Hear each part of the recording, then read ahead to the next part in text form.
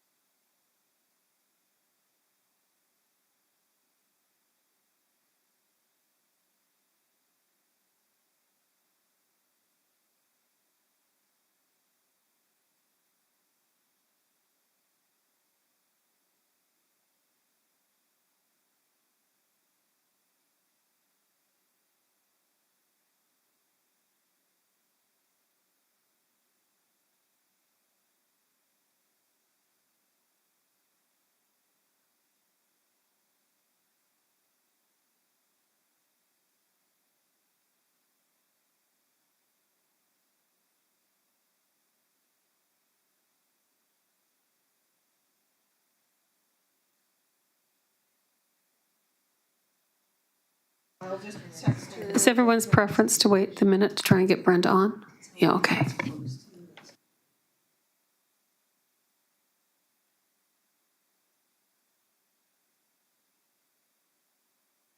Do a round table of introductions. Sure. Okay, well, I'll start. I'm Susan Sinnott. I'm with the City of Campbell River City Councillor, and I'm chair of this committee. So which way do we want to go? Left, right? My left? Okay, go ahead. Mark.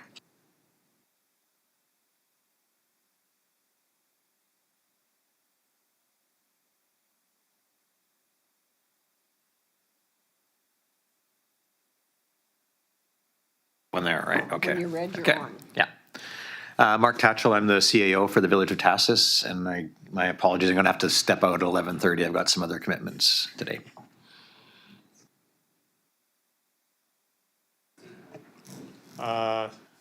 Is it on? Yep. Steve Houle, here to represent the blind community. And yeah.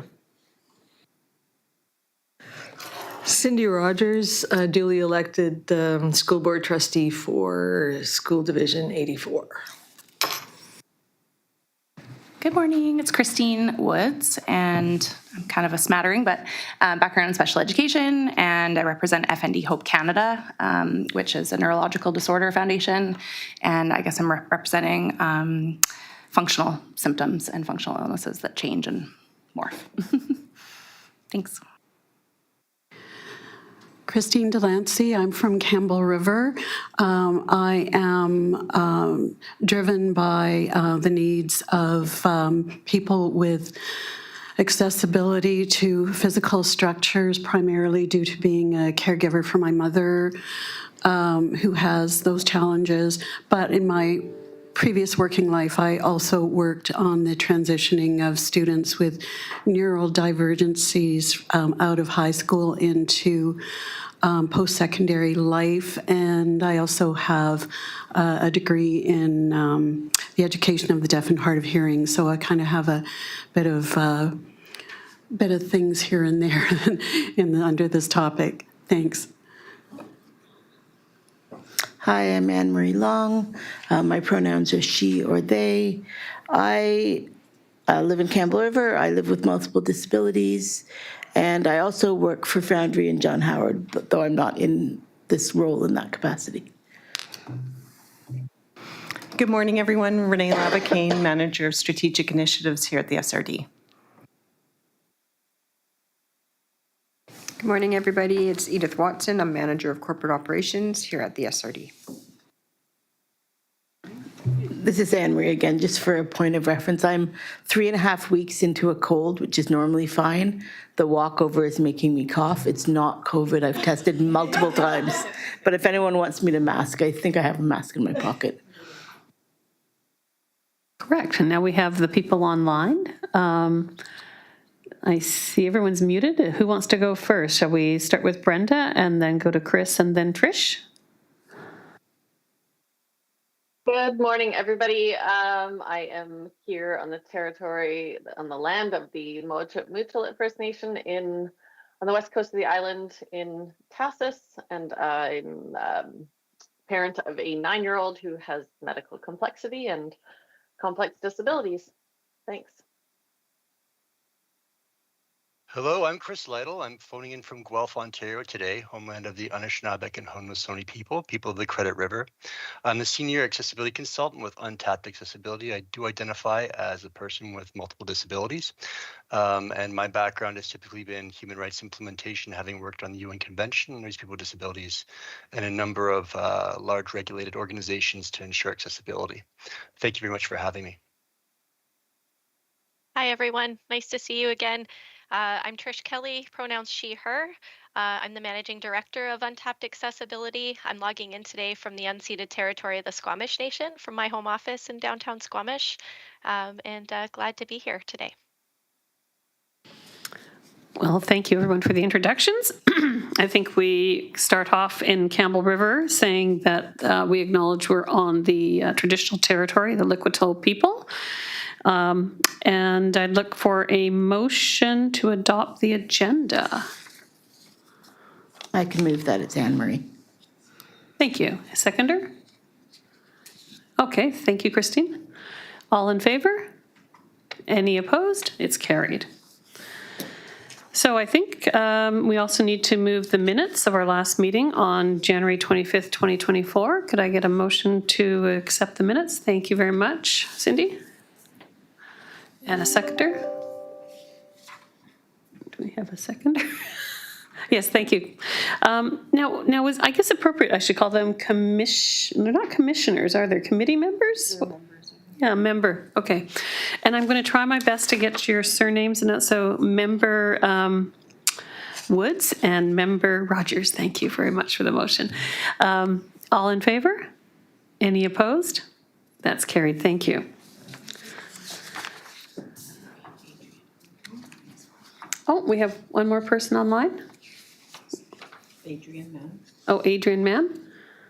Well, thank you for attending. We're now at any business arising from the minutes. Do we have any? Okay, seeing none. I think we're now at the time for our report. Do you want to have the motion to receive on the table before we do the report, or? Okay. Could I get a motion that the report from the Chief Administration Officer regarding the revised Strathcona Accessibility Plan be received? Sure. Yes, Commissioner, Member Rogers. And yes, we've got my little thing here. It is Long, Member Long. Thank you. Okay. Any? Okay. Well, this is recorded, correct? Yep. We're going to be a little formal. All in favor? Any opposed? Thank you. That's carried. So, staff. All right. So the report before you is to present the revised Strathcona Regional Accessibility Plan.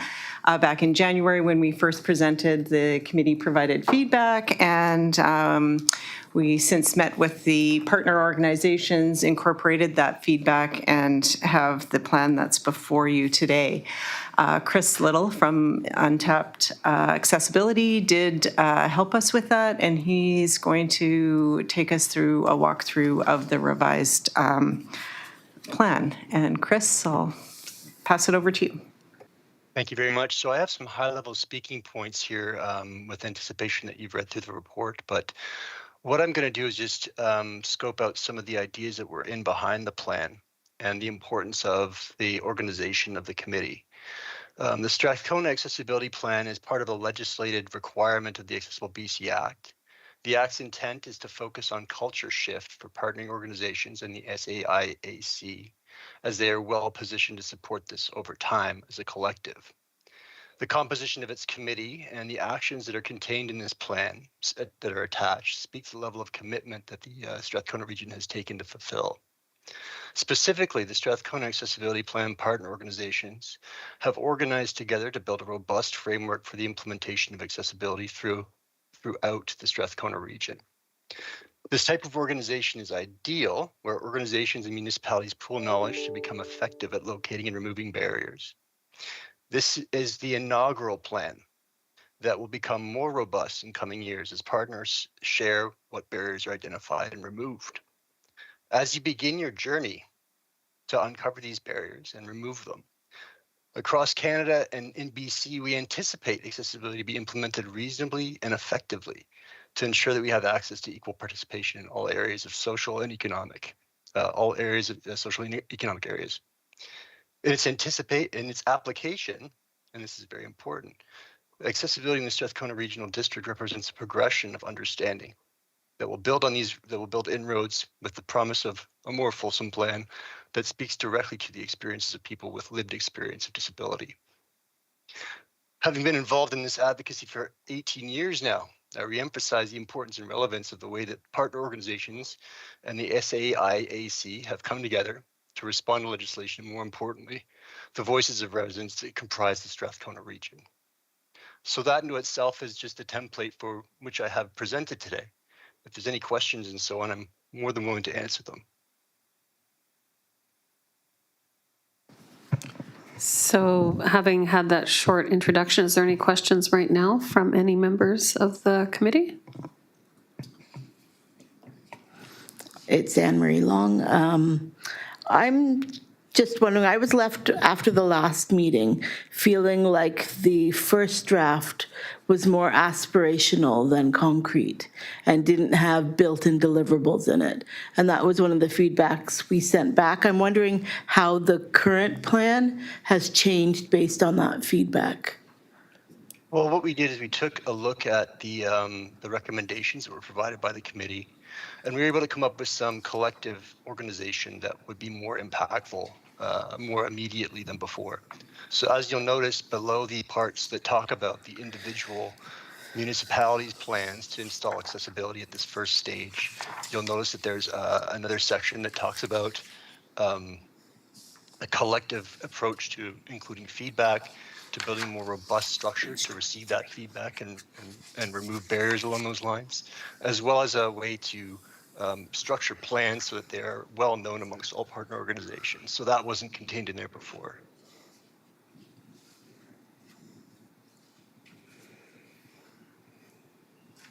Is there any other questions and follow-up? Yes. Go ahead. Sorry, it's Cindy Rogers from School District 84. As I was reading through this, on page 21, it says individual education plans, SD 84, competency-based IEPs emphasize student voice and parent consultation. That does not occur.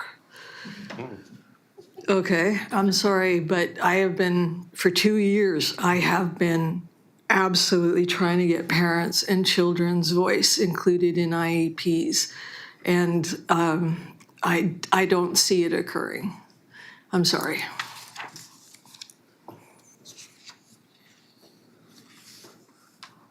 And that was contained under one of the specific regional partners? Yeah, Vancouver Island West School District 84 individual education plans. We really need to have more emphasis and more involvement of parents and children with disabilities making decisions on their own IEP plans. That is my focus.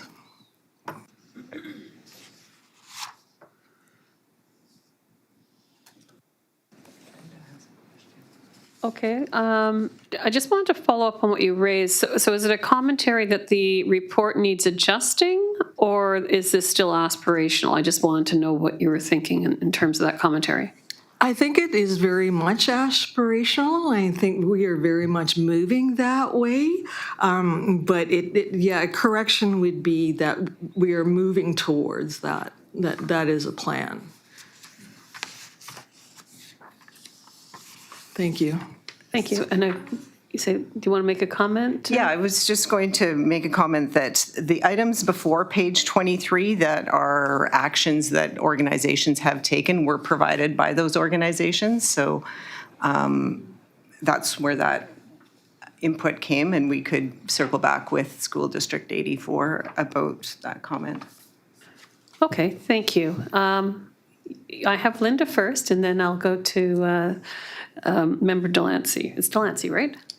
Correct. Okay, thank you. Getting it right. Excuse me.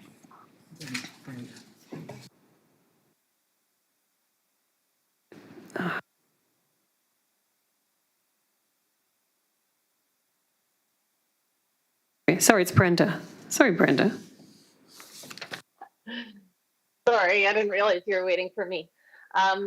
Yeah, I wanted to comment on similar. I mean, I find it really challenging. The detail, like in this plan, the details around what actions have been taken and the barriers noted, like it just feels too, the actions taken there, you know, from the school board there. I also have a problem with the fact it says that there's an accessible playground that was installed last year. Well, that was at Ray Watkins. I mean, I had a very quick visit to it, and it's really not accessible. And I think that happened because there probably wasn't any consultation with families, and it's really disappointing to see. And I you know, I've engaged with them, and I know they're planning to do more work on it, but the thing is, we'd have to verify that all these things that have been said are like, are they truly accessible? Those are again, those are coming from the organizations that don't have lived experience and who are doing that in a silo. And they may think that they've done something that's accessible, but have they? Like, we would have to verify all of that information. And so I feel that's problematic. And then also, the barriers noted. I mean, like if we really want a fulsome list, there's huge lists. So it feels weird to put out just a handful of barriers and a handful of actions that may or may not be accessible. It just doesn't feel quite comfortable for me at all. Thanks. I'm just going to follow up. So do you have a suggestion? I'm thinking that the feedback mechanism is going to make this more robust over time, and that's sort of the next big step. So what I'm hearing is that we need more feedback from the people with lived experience. But is the report satisfactory knowing that that feedback mechanism is forthcoming?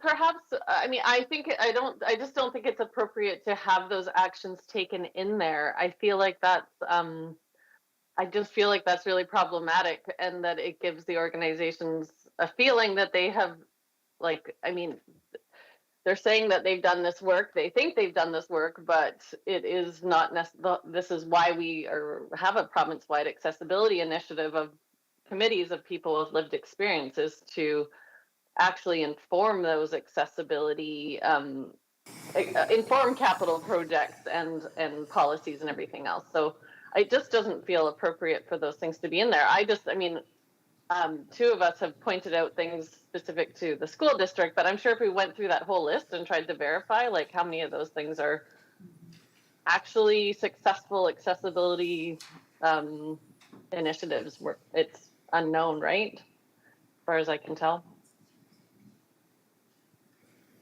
Okay, we have Member Delancey, and then Ms. Rogers wants to speak, and then Ms. Long. Okay, so 1, 2, 3. I too have, in my areas of experience and interest, a list of specific things that I would want to present to and discuss with, say, the school district, or in my other area of interest, you know, barriers for people with physical accessibility issues. But what I'm thinking is those different partners are going to go away and have their separate discussions based on our input. And then there is a responsibility for them to then come back to us. So I'm wondering about timelines here and making sure that that happens. I understand it's a very cumbersome long road, a long, complicated road to get to where we're going. And like a lot of us, I probably feel a little bit of impatience and passion about, let's get to this. But I understand the large, complicated nature of this. I'm not sure that this is the best format of us being separated from them and they're all in their little silos and then coming back to us, because siloization, if that's a word, is part of the problem here already. I'm not quite sure what a better way would be. It would also be too cumbersome for them to all meet with us every time, every separate partner group. But then I'm thinking, well, maybe like those of us who have experience and interest in one particular facet of this, perhaps we could do up a report where, you know, we don't have to take everybody's time talking about it all, where we've thought it out in our particular area and meet as a representative of this committee, let's say, with the school district or with a city engineer if it's something to do with physical. I'm just throwing it out there about my grappling with the format of how all this is, and is there a better way, or is this the best way and we just need to be patient with it? Is this a question now for our consultants or staff at this point? Yeah. Yeah, that's great. Thank you. Trish, do you have a, yeah, thanks. Yeah, sure. I just thought that is so well said in terms of the tension with this legislation. So there are 3 key requirements that all prescribed organizations have to deliver on, and one of them is an accessibility plan. And organizations have not had those before. So it's a tall order that the accessibility plan must be published. So that is a legislated requirement. And yet this is the beginning of a process for these organizations and for community to finally have a voice. And so there's a backlog of unheard feedback. And there's also a deadline that has already passed in terms of getting the accessibility plan done, and there's a lot of tension in that. Across Untapped's clients, we've worked with over 120 organizations on helping them with their accessibility plans, including school districts and libraries and larger public sector organizations. And these issues are coming up in many contexts because the plan has to be published, and yet this is an ongoing process. So how do you reconcile those, like what is enough to get started? And I wanted to say that in conversations that I've been having, even with the Disability Alliance, I have been coming back to the experience of what I've witnessed with your committee, which is you saw the first draft and you said this doesn't have enough teeth. We needed to have more accountability for the partner organizations that are working together. And they had to go back and come up with additional steps. That's really powerful use of your voice. And you've got more in this version of the plan than was in the original one because of your advocacy. And I think you've also got commitments that you're going to have those more direct relationships, and we've just heard some really good examples of how you might be able to give more recommendations to each organization in a efficient way. But there will eventually need to be a plan, and I don't think any organization that's published a plan feels like it's comprehensive, includes everything they have done, is validated by enough people with lived experience. And so it's many of them have called it a plan for a plan, or somehow tried to reframe it because they know it's not going to be comprehensive. So that's a challenge everyone is having, and I wanted to make sure you understood that broader context. I think it's what we were just hearing also was what kind of role do you want to play as a committee? And I think that's also very powerful discussion to be having in terms of how can you ensure that you are being listened to and that those organizations are using you as the resource that you are for them when it comes to the next process that they undertake. That's very valid and strategic stuff to be thinking about. So I'll just leave it there. Okay, Ms. Rogers? Thank you. Couple things. I know that as a school division, we are committed to this. We are 100% committed to this. And as far as the plan going forward with this is once this is passed here, we will then take it back to the school division and write our own that kind of coexists with this, because we do want to have that partnership. That partnership is very, very important. The one thing I did want to ask, Brenda, so once this is passed, we can work on this. And that's where the impatience comes in for me, right? Because I'm like, yeah, pass it, because I want to do this. But Brenda, I wanted to ask you, you had an accessibility issue. Is there any way you can talk to us about what happened and how you felt about it and what's going on? Thank you. It's a question to Brenda, because she does have a child who needs accessibility in school. Oh, are you speaking about the playground? Or, yes. Yes. Yeah, essentially there's two things going on. I saw in the accessibility plan that, the school had noted that they were building a new one here in Tassus and that there is one existing in Ray Watkins. And the challenge is that the one at Ray Watkins that was built is not really accessible.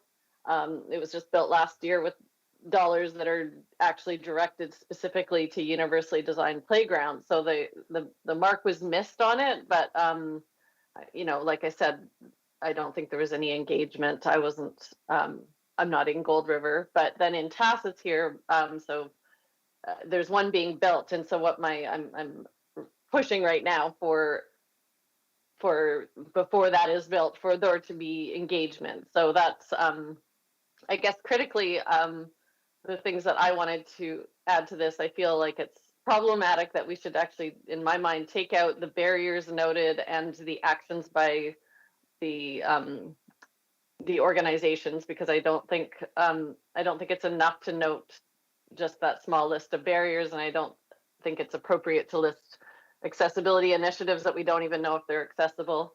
And I would love to see something in here that ensures that we immediately start some sort of consultation process that can grow, but that immediately, so that we don't build new barriers with government dollars. So just if the partner organizations immediately need to find some way to engage with, even if it's just their committee member or the community as a whole, but I think that's really important, is to stop building new barriers. I think that's a lot more important than anything right now, to be honest. Just, thank you. Okay, I think we're I had my list in front of me and I flipped it over. No, I think it was Ms. Long and then Ms. Lenahan and then Chris. Okay. I think, part of my concern I brought up at the last meeting, which is still echoing through this, is that the barriers that we presented, many of them are not actually addressed in any of the action plans or any of the partner information. Things like concerns around the built environment, the curbs, the snow removal in the city, things like not having the access to card being readily available in our community, which would reduce or remove the cost of bringing an attendant with you. That when I look at some of the other BC communities who have created their plans, they tend to have them sort of organized in things like, the organization and our people, recommended actions for that. Accessibility in our service delivery spaces and facilities, then recommended actions. Accessibility in our public information and communications, recommended actions. Accessibility plan implementation and monitoring. So who's going to keep on top of what we're actually doing it? That one was Nanaimo. The Vancouver one and the Victoria one both are really nicely laid out. Let me see if I can find it. That's Nanaimo again. Too many windows open. The Vancouver one talks about having a new perspective on accessibility, looking at key focus areas and action plans, built environments, public spaces, transportation, housing, information and communication, employment, governance and services, capacity and collaboration, advocacy, and working with other orders of government. And the Victoria one has a similar sort of focus that just feels a little bit more built out than ours. And I think that if we use some of what was already out there rather than reinventing the wheel, we would probably find that most of our concerns would fall into one of those areas.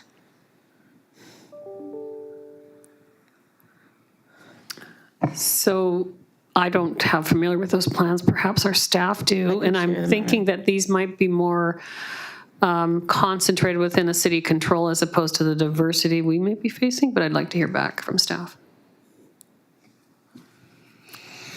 Yeah, I just wanted to make a couple comments. The barriers that were listed in this plan are kind of a summary of that October. We do have a more robust, spreadsheet that we will work with the partners to categorize, like how you've mentioned. And some of those other communities that have those really detailed plans have already gone through some audits. And so we're a couple steps behind where, we don't have those audits. We don't have some of that more, like a lot of detailed work done on the barriers so that we could create the actions. And that's where this is kind of step one. And then we will dive into those to create those more robust actions and accountabilities. And it's kind of like what Trish was saying. This is kind of a plan for a plan. It's a place to get us started so that we can attach some resources to really do some of that work on working with the committee, grants and other things that are available to us so that we can do a more fulsome reflection and audit of the barriers and how to remove those barriers. So that's the intention of, under the initial action items where we've got feedback, review, and barrier sharing, that we will dive deeper into those items and articulate action plans with that. And I also wanted to, I think it was Christine Delancey that mentioned opportunities to apply an accessibility lens. So when there is projects happening in our communities, that we allow a bit of time so that those projects do come to this table, or somehow you're invited to comment on those plans. So that's part of that integration of the accessibility lens. So those topics, we can see them, we're just not there yet. And that's why we use the approach for this initial plan and the way it's laid out, how it is. Yes, thank you. And I believe Chris wants to speak now. Thanks. Thank you very much. This has been really an interesting conversation, and it harkens back to the initial points where the AODA was being structured. And the AODA was launched in a vastly different manner than the BC Act was. They had pigeonholed a bunch of language around financial penalties when the first edition of this came out maybe 10 or 15 years ago. And so people were kind of scrambling to figure out how not to become a source of liability rather than becoming a group, an organized population that understands what accessibility is. And this is the real difference between the BC Act and what happened in other jurisdictions in Canada. One thing I can say is that traditionally we've been seen as a reaction. We haven't been involved in any conversations that would elicit any thought around diversity and inclusion. We've always been considered to be sort of a point where, oh, we haven't put that in place. We need to do that because a person needs access to a building or a person needs access to a phone. But in terms of the context of conversations around diversity and inclusion, around being present at the table, this is the first time we've actually had that ability. And so the BC government has taken an open look at how other jurisdictions have rolled this out. The one thing that I will say about the BC Act is that, first of all, the river I step in is not the river I stand in. The initial plan will be augmented through feedback that's absolutely required to the provincial government. And from my analysis of looking at other pieces of legislation in the country. This is the first piece I've seen that actually has the responsibility of organizations to listen to people with disabilities in a great manner. Otherwise, the plan will not function properly.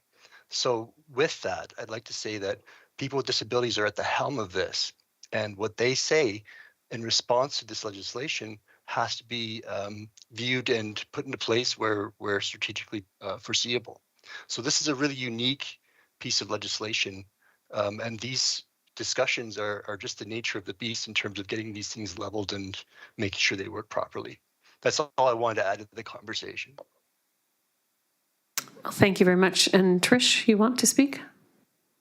Yeah, I was just going to note that in terms of which municipalities have a robust head start on this, City of Vancouver has had an accessibility focused citizen advisory committee since at least 2012. So they've been doing this for more than a decade. And so they also have resources at the City of Vancouver, including an accessibility planner. So they have higher level of resources and a really long head start compared to where the organizations involved in this partnership are starting from. So I would just say that the organizations or the local governments that have had an established practice around accessibility are Victoria, Vancouver, and Whistler. They were, for a decade or more. So they've got a lot of years of their committees having dialogue with staff and being able to become part of that process of, how can we apply an accessibility lens in planning processes, and having that voice. So their first version of their annual report probably didn't look as robust as what they're able to do now, and they probably didn't have the relationships with the staff partners, even within departments in their larger municipality, to have the traction that they can have now. So yeah, it's unfortunate that it's such a long-term play because people have been unheard for so long, but I would just say that getting the plan up and running, starting to establish relationships with how you're going to influence the policy decisions with the partner organizations is, I think, a really critical step. And just asking the question of, like, if you don't get to a point where you feel like there's a plan that you can support in some way, then you won't get to that next step of actually getting to influence the next thing that they're working on. So. Okay, are there any more questions? Because I have a couple comments. So I don't think it's going to be an issue on receipt of the report. I think it's the second recommended motion that would be entertaining, which is that we endorse it. And from my hearing of people around the table, they just want a couple qualifiers before we, quote, endorse the report as our report coming out of this committee. And one was that the list of barriers was not comprehensive and it's still being developed. And there's going to be a feedback or something there. And the other one was something about the statement of the projects and actions that we ourselves didn't verify them. These were submitted by the actual communities and organizations. So we don't know whether they're accurate or there's some sort of language you can put in that, and as time goes on, we'll be verifying and seeking feedback for improvement. I mean, I'm trying to think of, that's kind of, I think, the two concerns I've heard around the table, that we're not quite saying that's completely endorsed as the way that we think things are. Can we do any amendments to the report to sort of address those issues before we get to the second motion? Or I'd just like to hear from their consultants.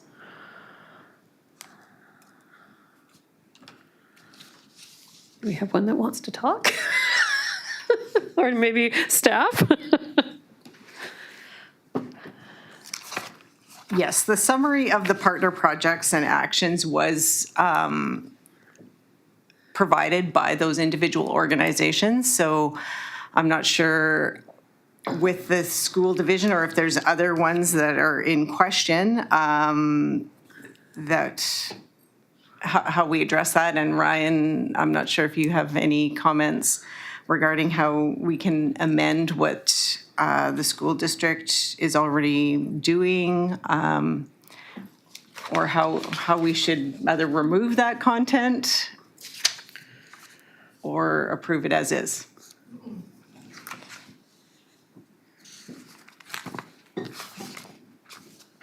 do we have someone that wants?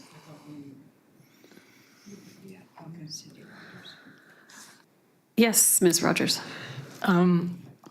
So, yeah, as far as that, I mean, Brenda's already talked on page 22. It says Vancouver Island West School District 84 has one accessible playground.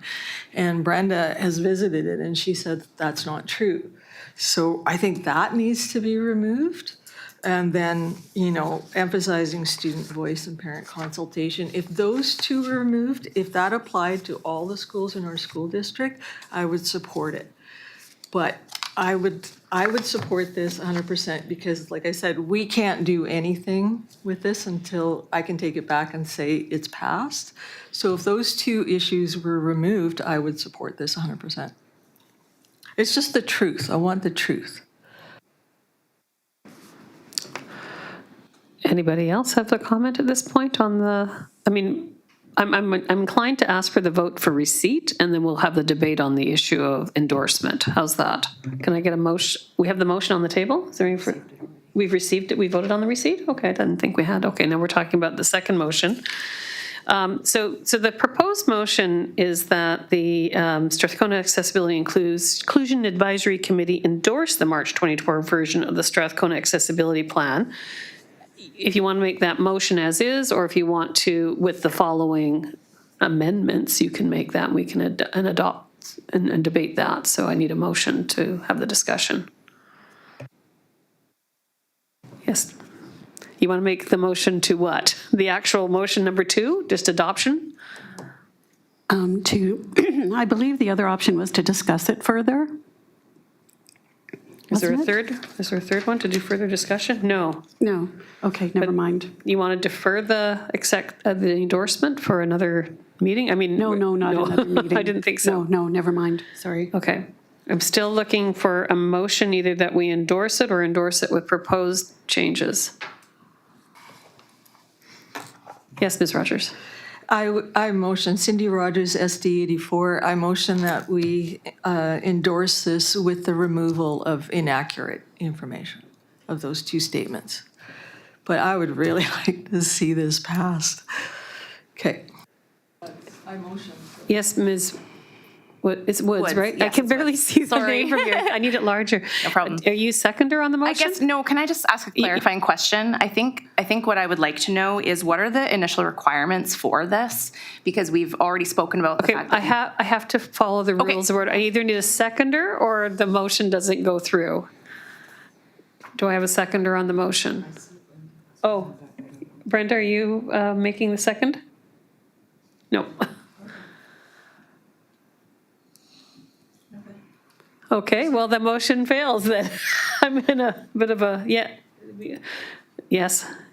Go ahead, Ms. Lindsay. Yeah, so I just wanted to say that I feel like having this clarification today from this discussion, I do feel like we should accept this, and I totally know where you're coming from, being upset about, or the list of things that the district says that they're doing. And we could probably point to other partner organizations, and if we put it under the microscope, we would find that there's flaws in it. I'm just saying that, and I'm putting myself under the microscope of this too, to be careful not to be adversarial about this, because I don't think that that's the best way to get cooperation from them. I think that we accept this, but my big thing is number 4 on the next steps, the specificity of how we have our input with them. So this gets our foot in the door with them, and then we can start. I'm just going to bring some order to the meeting. I don't want to be impolite. Are you making the motion, and then we can have the discussion as to why you're making the motion to accept it as the motion? Yes, okay. Okay, so Yes. so I've got a motion from Sorry. Member Delancey that we are going to endorse the March 2024 version of the Strathcona Accessibility Plan. Is that correct? Thank you. Do I have a seconder so we can have a debate? You can always vote against it. Okay, do I have anybody who's going to make a second on the motion? I'll second it. Thank you much, Member Woods. Okay, so now you can speak to why you endorse this. My apologies. Some of us aren't up on Robert's Rules of Order. Yeah, so I just as I was saying, I think that if we just accept this, we have a starting point, and then we can start addressing some of these other issues. Get our foot in the door with them. I think that part of it, that step number 4, needs a little bit of specific, like it's the what, but now let's get into the how.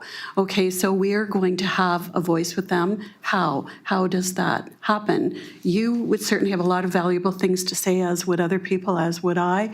So let's get that part of it going and sit down with them. And this is a problem that we're seeing with the IEPs, the way that they're conducted. How can we make that better?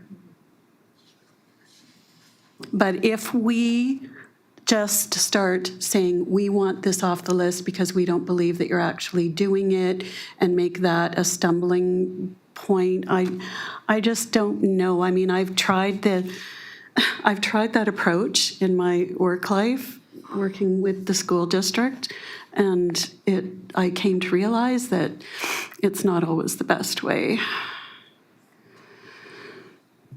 Anyone else want to speak on the motion?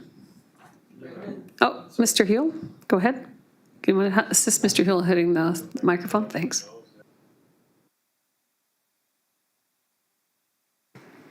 You got it. Just thinking about this, the lady in Tassus there, she's talking about the 2 different playgrounds, and I think about my experience in just being blind myself compared to the rest of the blind community.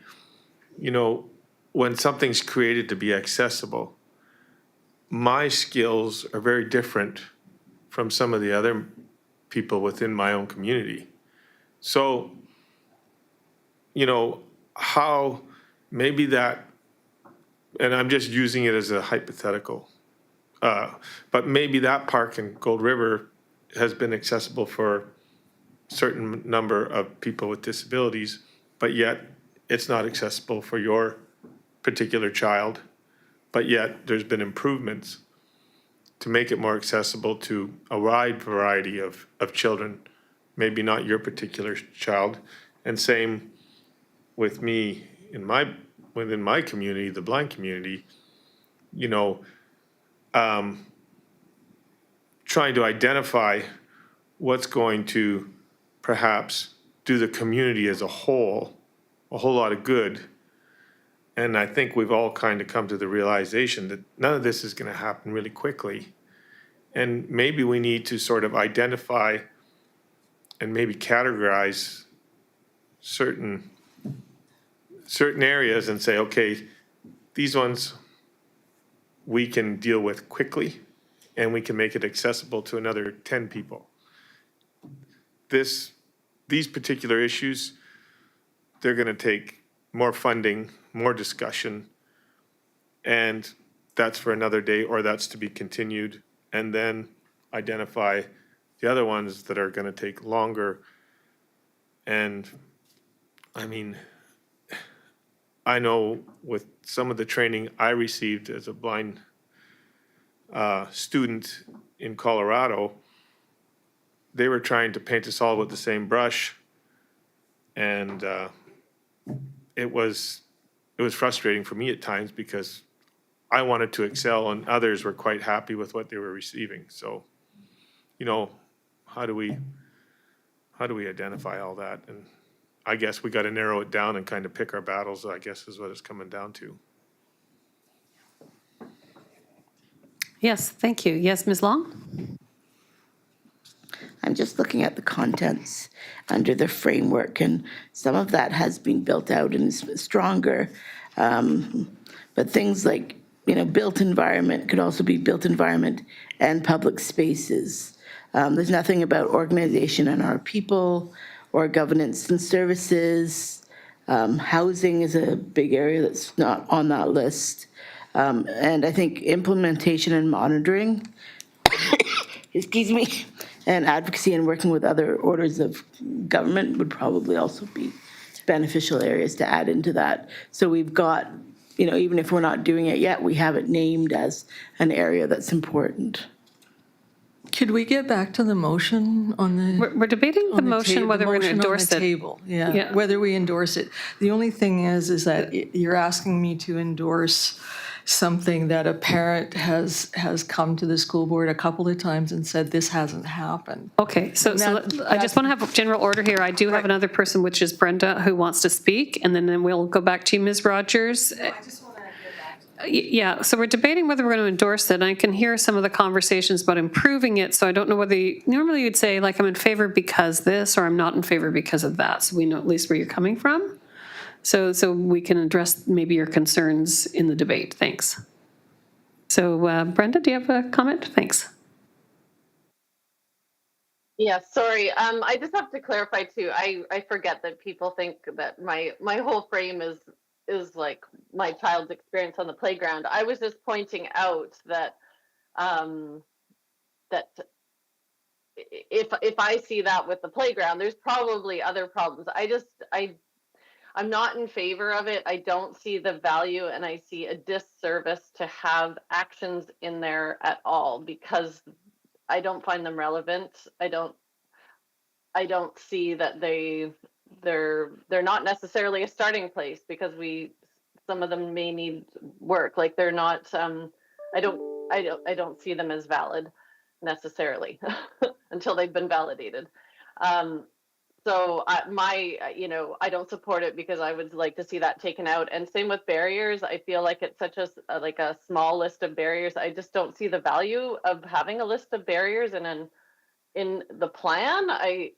Because there are so many more barriers, and we're just starting to have conversations about what those barriers are. And so it feels like really uncomfortable for me to see this small list of barriers, and it feels like we're accepting that that's some kind of comprehensive list. I know we've said it's not, but it doesn't fit in an accessibility plan for me. It fits in the actions that come later, but it doesn't, for me, fit in here. So I would not support the motion because I'm not comfortable with those two whole sections. I just think it should just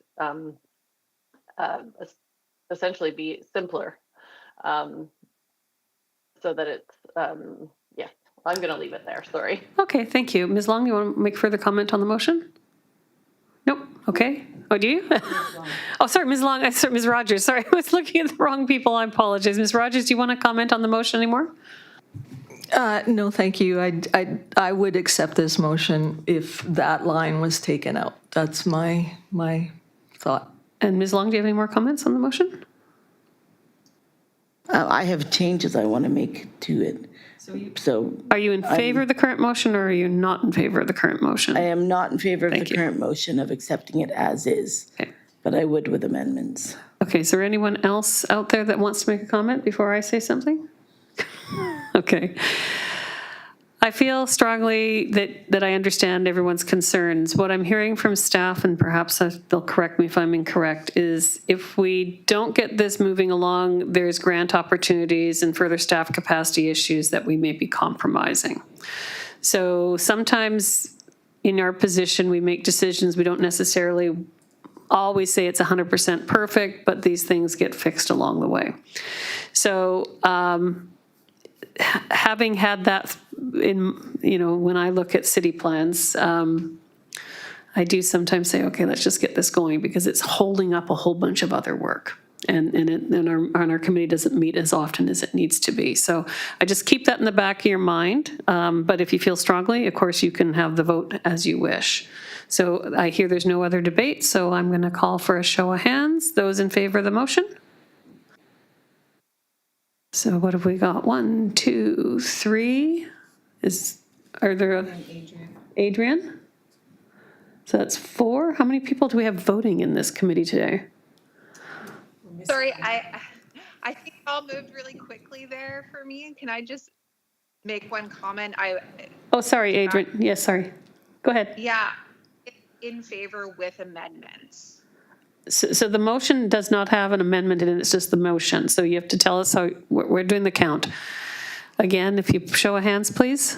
So we've got 1, 2, 3. And how many voting members do we have? 9, I think. 9?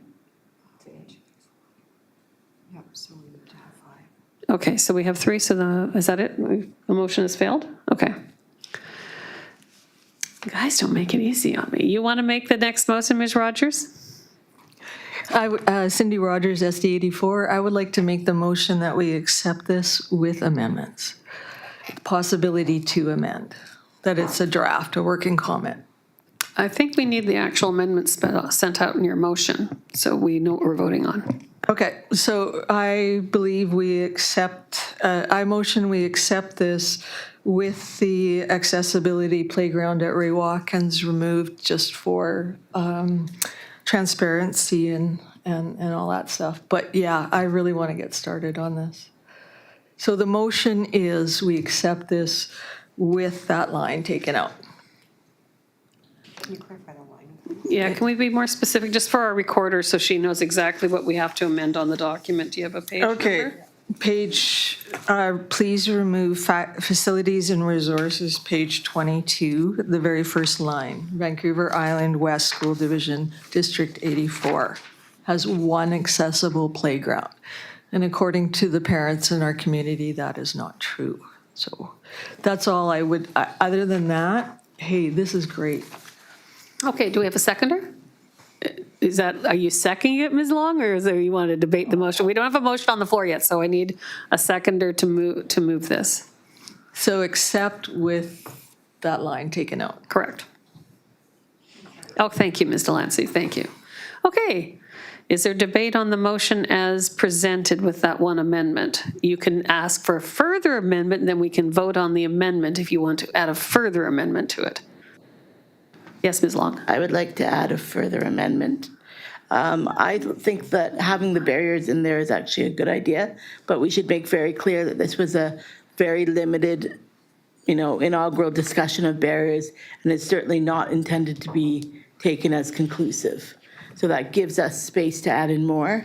I liked your comment about saying the community partner submissions have not been fact-checked or endorsed by the committee, which may get around things like the IEP or the playground or that sort of thing. I would like to also add a few categories into the framework to make the focus of this more robust. Okay, so because there's a motion and you're making amendments, so an amending motion would sound like this. I'd like to amend this motion to include the following lines or text in the report, which I know is a technically difficult thing to do, because you're drafting at that point.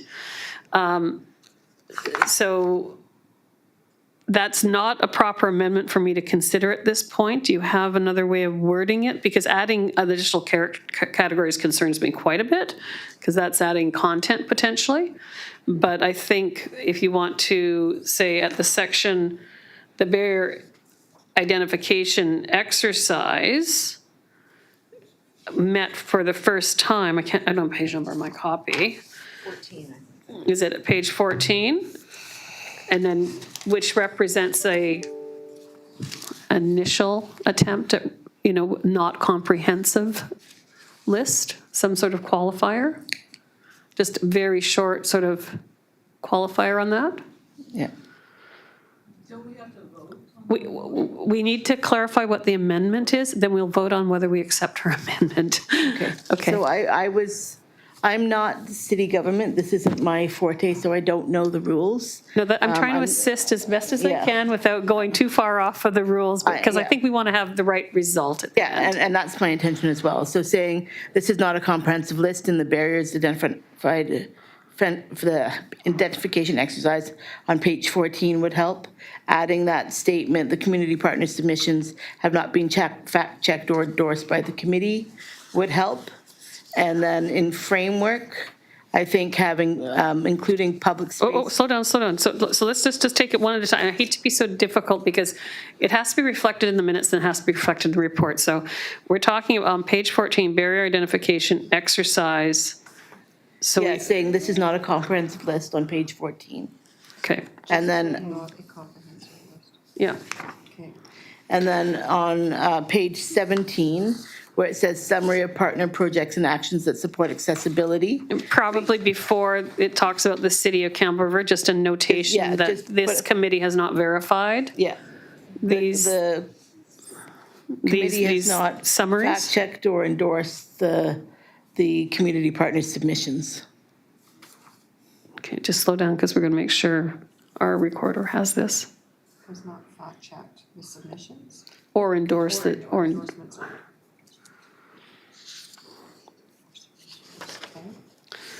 and then you've got one that goes at the very end at the, I actually think it goes, for me, I've written it in the table of contents, to add something that says an organization and our people, because that will help with both hiring and retention issues, accommodation issues, and attitudinal barriers. okay, so let me just understand, is this a new section where you want content? Or is this a section that should be more robustly identified as potential next steps to add additional content? It's areas in which I'd like to see additional contents, because we've defined our framework as those 9 or 10 items under number 8 on the agenda, on the table of contents, rather. And I think those 8, while they're good, are missing a few key areas. So I'd like to suggest, similar to how other municipalities have done it, to introduce a few other key areas.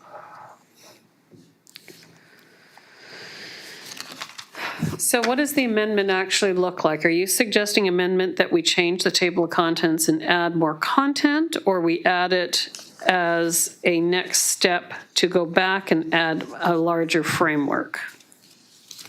Because it's a very different process that we don't have the content, as opposed to in our further steps in planning, will it make our framework more robust? What page is next steps? If we added it to 22, that we revisit the framework. Because, yeah.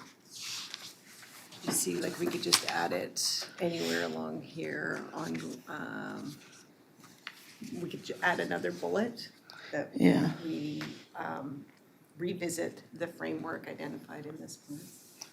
Yeah, I would say that, so number 8 on page 24. Number 6 on page 24, I'd really like to add some deliverables in, because I think. Number 6 or number 8? Number 6, under reporting. Yeah. That they have to report back on deliverables, otherwise it's just aspirational goals. So we have to be really careful about deliverables. I'm just going to say the word deliverables means you have to have staff capacity to measure these things, and we have not had that discussion as to whether we've got funding and things like that. So again, I'm going to encourage you to look at an amendment that suggests that we are going to look at more robust reporting, or what do you suggest, Edith? No, I'm just gonna, I was just. And looking again, I think So, Renee may have a suggestion in terms of the further steps in expanding the framework, because there's a balance between what we have capacity to do and funding to do. Because if you set goals that we can't meet, it becomes a frustration exercise. It becomes a complaint exercise. yeah. I'm just thinking expanding the framework to include the built environment and public spaces. So part of what we're already doing in the built environment is public buildings, but things like we have a lot of outdoor public spaces. I would like to see an housing added to that. Okay, I'm still not sure what Renee, do you have an idea right now where we're putting an amendment Well, on? I'm doing number 8, to expand the framework to include a number of new areas, such as housing,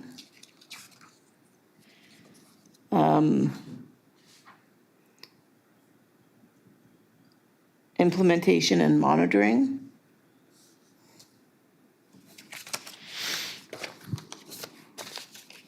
and built environment and public spaces. Okay, that seems pretty modest. What do you? I have a lot more. I'm just feeling like my suggestions aren't terribly welcome. No, it's not that. It's just that we're trying to balance everyone's time and the process to get the amendments in, as well as getting the report done.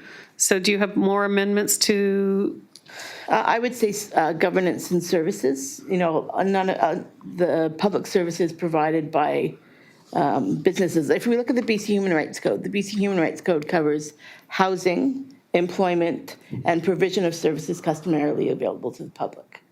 And I'm thinking that this sort of accessibility plan should also cover housing, employment, and services customarily available to the public. So it's not just that we want all City of Campbell River facilities to be accessible, but we also, the duty to accommodate on the ground of disability has a very high threshold to meet in terms of undue hardship. And so we should also be working with our community partners to make sure when there's, new public housing being built, that there are accessible routes to it. That when snow is being cleared, it's being done with consideration to having the sidewalks be accessible for. Okay, so I understand the point. We're not having the debate yet. I just want to have, do we have an amendment that's? Sorry, I'm wondering if for section 8, because there's quite a bit there, could we have a number 8 as next steps be to expand our framework to go beyond the categories identified by the BC government? Because the ones that are in here are what the BC government is going to create future standards for. So I think if we added something like this, and then we can build it out as one of our next steps to incorporate the items that you're looking to address. Okay. Would that? Yeah, that works. Okay, so right now, the amendment is to add some language around the barriers that are identified. We've got that. And the second one, to add a number 8 next step to expand our framework to go beyond the BC, or to go beyond the recommended Categories set out by the Accessibility Act? Yes, to go beyond the categories that the BC government has identified for future standards development. Okay, so as chair, let me see what we've got. Can I say it out? Yeah, go ahead, Edith, that'd be great. So right now I have an amending motion that the motion be amended to include the following. Page 14, under barrier identification exercise, a disclaimer added that this is not a comprehensive list. Page 17, before the City of Campbell River, that this committee has not fact-checked or endorsed fact-checked the endorsements or submissions. And on page 24, a number 8 added to expand the framework to go beyond recommended categories the BC government has. Please fill me in. Yeah. To go beyond the categories that the BC government has identified for future standards development. Okay, to go beyond the categories the BC government has identified as future standards for development. That's what we have. Okay, so the process, everyone, is Ms. Long has made an amending motion. We now need a seconder on this amending motion. Thank you very much, Ms. Woods. I don't think we have more debate. We've heard this pretty robustly. Oh, we do have debate. Yes, Mr. Huell, go ahead. You're voting for? Okay, all in favor of the amendment to the motion? You have an amendment, you have a debate on? My original amendment is still on. Correct. We haven't got, your motion is still here. Now she's amending your motion to add more. Right, but when you read the motion, you didn't. Yours is not part of this vote. It's just the amendment on this vote. And then we go back to yours, now amended. Okay, so all in favor of the amendment? Yes. 1, 2, 3, 4, 5. We got people online? 6. Okay, I think that's carried. And you opposed? Any opposed? Okay, anybody opposed? That's 7. I don't see any opposition. Thank you very much, everyone. Oh, we're going to learn a lot about government today. Is there any more debate now on the motion proposed by Ms. Rogers as amended by Ms. Long in totality, so including the removal of that one item in the report as well? Any further debate? All in favor? Any opposed? That's carried. Okay, guys, good work. Is there more for me? I think we have another item on the agenda. Is this dessert, I hope? So this is the Disability Alliance BC training. Is that the motion that we have? Yes. Okay. So I have a motion, please, from the floor that the report from the Chief Administration Officer received regarding Disability Alliance BC training.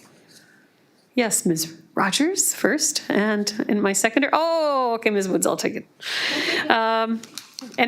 So are we getting a little presentation, or are we just going to? Okay, thank you.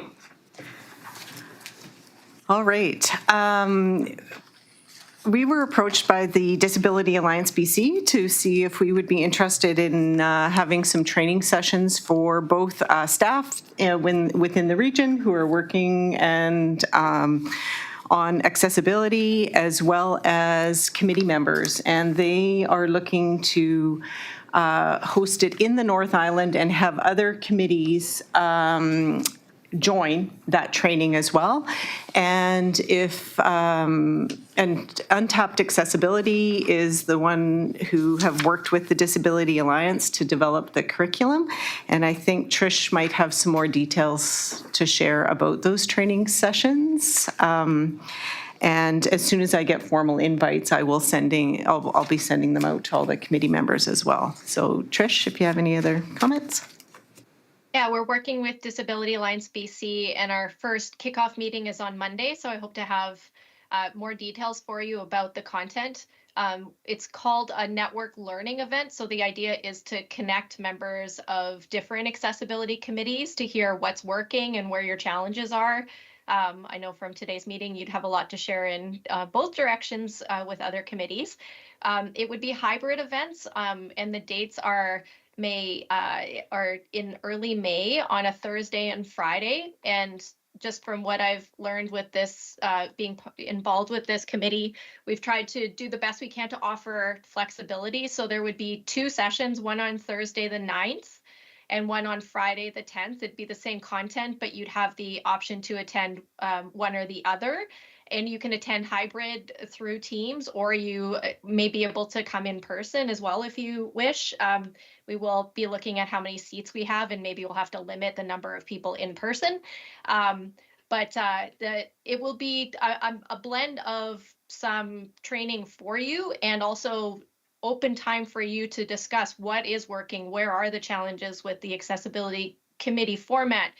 How is it best to be effective in working as advocates with the prescribed organizations that you're working with, that sort of thing.